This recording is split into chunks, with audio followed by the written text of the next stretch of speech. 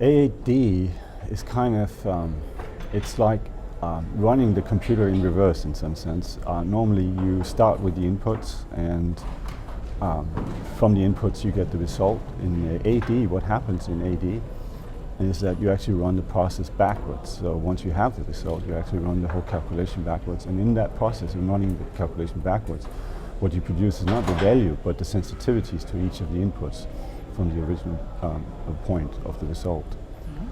And that's an extraordinary piece of technology.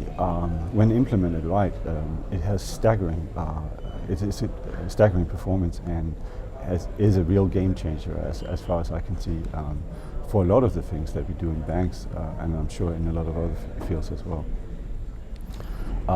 And from my perspective, it allows us to do what we're doing a lot quicker, and then it allows us to actually go into problems that we didn't dare looking at before. Completely things that we haven't necessarily touched upon, like general nonlinear option pricing, for example, or statistics, for that sake, even, where it has some really powerful applications. But I don't necessarily think that this is, this hasn't been exploited to its full potential yet. But it's an ongoing process, and something that we're very much interested in looking into.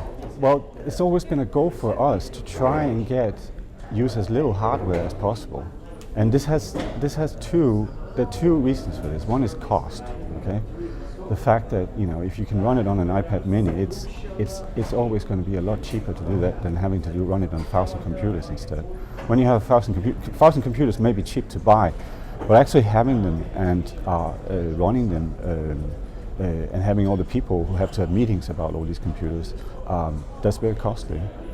And the second aspect of it is, so the cost is one thing. The second aspect of it is that basically if you have a light, quick model, you'll get used more, and as it gets used more, it will, make more money, or rather, in most cases, protect more money.